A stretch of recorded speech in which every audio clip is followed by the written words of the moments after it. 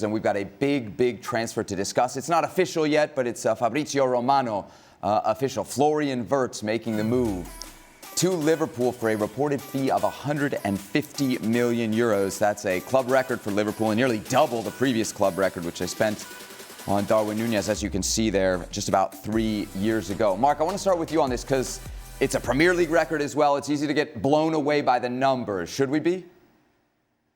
Well, it's not done yet. I have to say that, first of all. Obviously, the window closed in Europe today, and it's not done yet. That is a big leap from what Liverpool previously offered. So I think there's still a bit of work to be done. So I think we all know that Florian Wirtz is going to be a Liverpool player soon, but I still think there's a bit of negotiating to do between the two clubs. So, yes, it will happen, but it's not happened yet. But ultimately, it'll be a British record transfer. It'll be one of the biggest transfers ever. And I think Liverpool are paying for, as you know, one of the players that is, capable of becoming one of the best players in the world. Florian Wirtz is a superstar in the waiting. He's potentially Germany's best player. He'll be a superstar at the World Cup next summer, and he will make Liverpool a better team. He can play in that hole between the midfield and the front three. He will make Liverpool a very strong team next year. And it's a real coup for Liverpool to get him because, let's not forget, Man City wanted him, Bayern Munich wanted him. So the fact that Liverpool have won the race to sign him shows what a good place the club are in right now. Stevie, does the money matter? I mean, it's such a huge number. It's almost double what they paid for Núñez. I'm tempted to say the money doesn't matter because today they're getting paid so much. They're pulling in so much money that it almost doesn't register. What about the pressure it puts on a player? I don't believe that there'll be any more pressure on Florian Wirtz than he will put on himself. When you make such a big move and you're expected to go and be the linchpin of a club the size of Liverpool, I think there's plenty of pressure. I don't think the money comes into it whatsoever. Absolutely not. The only question is, where does he play? What position do Liverpool play him in? Where would you want to see him? I think potentially I would prefer to see him start as a false nine. I think it's important that Liverpool start the season well, and so, to throw him into the middle of the park, obviously he's a guy that wants to be going forward, but you got to respect the Premier League. You can't just think you're going to just go and outplay everybody all the time. So I would prefer to see him start as a false nine, see how it goes, and then build from there. Don, you agree with that?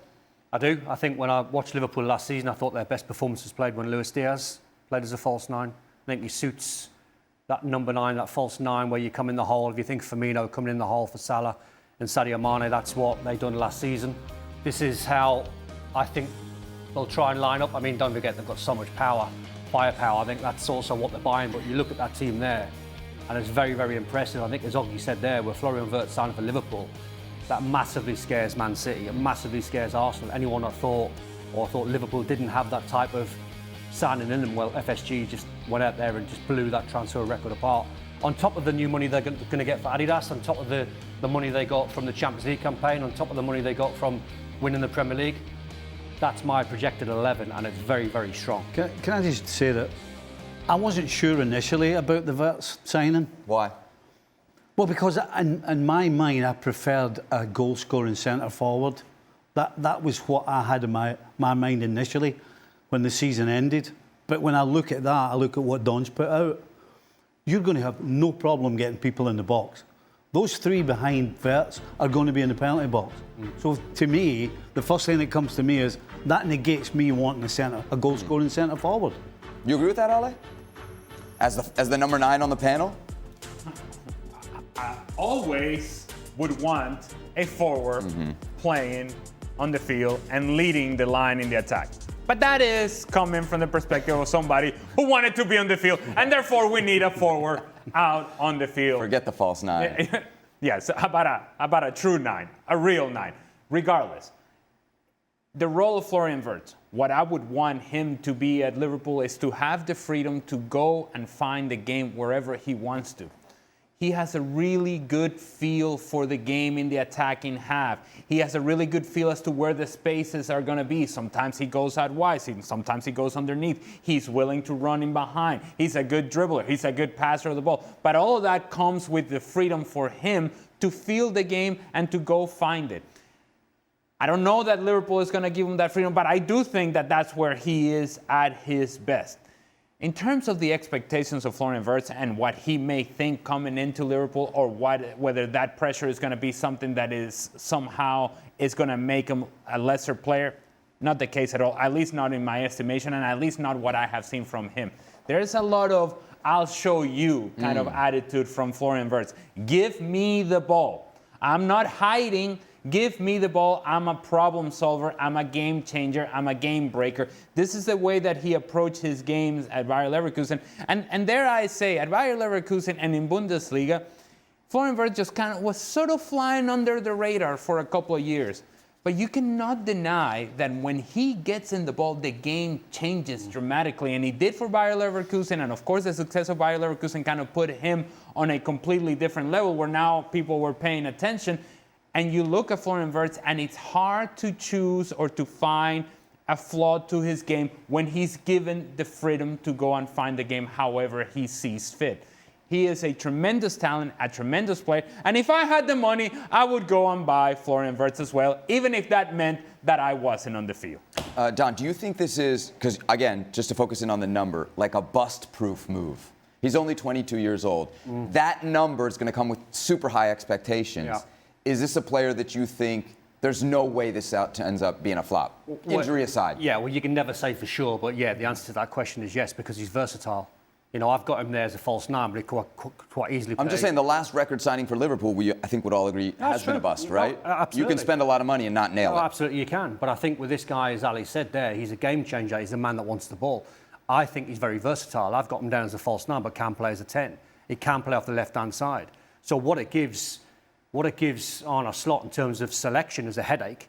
But if you're a Liverpool fan now, what it gives you, if you're looking at Liverpool's 11 and the squad, my goodness, if any game's not going your way, Luis Diaz can come off the bench. Or if Cody Gakpo's on the bench, he can come off the bench. Wirtz can score goals. Salah can score goals. Szoboszlai scores goals. McAllister scores goals. It's the most important thing in a team when a manager picks a team. I once chatted to a manager after a game and I said to him, what do you look for when you're picking your 11? He went, I get as many goal scorers on the pitch in whatever positions as possible. You look at Liverpool now and you think, my goodness me, there's some goals in that team. There's so much potential. And if I may, some people will draw parallels in players coming from Bundesliga to the Premier League and saying, well, they haven't been all that successful. And they'll mention a guy, say, for example, Timo Werner. Two completely different personalities and different level of player, but just in the personality alone. I'm just talking about the personality of the player. As I mentioned, Florian Wirtz cannot wait to show you how good he is. And I described him the other day on the show as he's a little punk in the most positive way. He is a punk. He is a guy that he's a disruptor. He wants to make a difference. He doesn't want to fly under the radar. He doesn't want to be seen. He wants the ball. He wants to be a protagonist. And I think there is some value to that. He's not like quietly, let that guy do the job, let that guy do the job. No, I'll take on the responsibility to do the job because this is what I'm here for. He's the best player on the playground, isn't he? Yes. That's what he is. Yeah. Everybody has to get him the ball. Even though you got Mo Salah, you know that they're going to try and get him the ball just as much. He's absolutely a playground player. They won the league by 10 points, fairly easily. There seems to be not just Wirtz, there's other moves as well. They brought in Kirkis, or Kirkis is rumored to come in. Frimpong is official, obviously. How much better can they be? I mean, they won the league fairly easily. Right now, on paper, they're better than they were last year, and they won by 10 points, as you said. If there is, is it fair to expect another uptick? If there was ever the best time to be able to have the money available and make the signings they have, now is the time to do it when you're top of the league. Well, Bill Shankly said that, didn't he? Bill Shankly, so like I said, when you win the league, you have to strengthen while you're at the top. Not just all the best Liverpool sides, but all the best sides around the world, they strengthen when they're on top. Is there not an argument for continuity? If you don't believe that, all you've got to do is look down the motorway to Manchester City. That's what they've been doing. Every time they won the league, they went out and made a signing. That's how you do it. That's how Liverpool That's like saying to your point. The saying is, if it ain't broke, don't fix it. You've heard that for sure. Well, but can you imagine a scenario, if it ain't broke, don't fix it, and Liverpool stay as they are, but Man City signs Florian Wirtz? Okay. How much of a difference he's going to make for them? So why not if you're Liverpool? And why not, by the way, when the fans are paying all this money to watch their team who have been brilliant last season? I'm a little bit devastated I didn't call this on because we were chatting before about the season before when Liverpool were 5 points clear. They didn't win the league when they lost the game at Everton. They should have went on and won the league the season before. And I think subconsciously the reason why I didn't lean towards Liverpool being favourites at the start of last season was because of Sir Alex moving on, because of Arsene Wenger moving on, and a new manager coming in. The likelihood was he's not going to be successful. He's absolutely owned it on a slot last season. So I think for Liverpool fans, watching your team win the league and watching your owners in FSG spending this amount of money, the feel-good factor is going to be amazing. It's not like saying to the owners anymore, any chance of breaking records, any chance of stopping Arsenal spending big or Man City spending big. Liverpool now are sitting at the very top table. They're buying Alissons, they're buying Virgil van Dijks, they're buying Florian Wirtz. What do you think Arsenal and Man City and Man United and all the so-called big boys are sitting here watching their TV and listening to programmes like this, and Liverpool are signing Wirtz and they're signing Kerkez. So not only do they have to step up to catch Liverpool, they're going to have to take another step. I mean, if you're one of those sides, you're looking, going, hold on a second, we're going to have to be. There's always a theory when you're at the top. If you stand still, you're going backwards because everyone else below you is starting to catch up. So you can never afford to stand still. However, there is a cautionary tale here for Liverpool. Look at Real Madrid this season. Right. And so there is something to be learned from that, because Real Madrid had won La Liga, had won Champions League, and they brought what we think is the best player in the world, and that team kind of fell apart in terms of the feeling within the group and the balance and the structure of the group. They never found it this season. And so... But they didn't have any options, did they? Where Liverpool now got options on the bench. So if a game's not... I get your point, but if a game's not going... I think they had options. It's just... No, off the bench, not options. As in, if this game's not going well, for any given game is not going well for Liverpool, as we said before, he can bring Jota on, plays the number 9. No, but that goes back to... That's not my point, though. My point is more along the lines of, when you have a really good locker room, when you have a really good group and a really good mix of players that has worked really well, it's not automatic that the next year you show up and it's the same feeling. and so I'm just saying that there's a cautionary tale. I don't think it's going to be an issue. I think this team, the way that you structure it there and you put it on paper, it looks like a very strong group, and it looks like a team that is going to go on and win the Premier League once again. It's just not automatic. That's all I'm saying. Augie, are we getting ahead of ourselves here? Can we call them clear favourites at this point to win the Premier League? I think you probably can, because I think the bigger rivals are Man City, and they're going to be tied up in the Club World Cup, and that will take a lot out of City next year. And they've also got a situation where I think they're not bringing in the grade A players that they used to bring in. They're bringing in good players, but not the very best players. So I think City aren't the challenger that we thought they might be. I think Arsenal depends on what they do if they sign a striker. I mean, if Arsenal sign a world-class striker, then they'll be in the mix. But with Liverpool, I mean, but just what Ale said then, he is right, it's not always the case that a new signing comes in and makes people better. If Florian Wirtz comes in and, what does Mo Salah think? Does it upset Mo Salah because he's the star player, he can roam across the front three, can do what he likes? This is also a test of Arne's slot, because last year, you spoke about continuity. Well, last year he stuck with it because they didn't bring anybody in. Now, this is a challenge of Arne Slot's management now, because he has to tell players that have maybe done well for Liverpool in the past and before he came that you're no longer my guy. This is my guy. So a new player comes in and upsets what has been a very settled squad for 3 or 4 years now.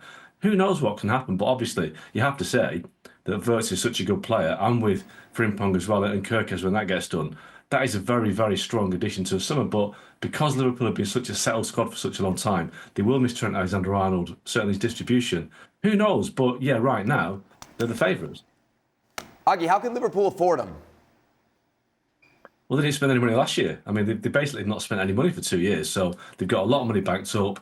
They've won a lot of money being Premier League champions. They've had great runs in Europe over the years. So, and as Don mentioned before, a new Adidas deal, Liverpool are making lots of money right now. So they've got no concerns whatsoever with meeting PSR issues and concerns about FFP that other clubs have. Liverpool have just basically built up a pile of cash and they're spending it this summer on some of the best players in the world.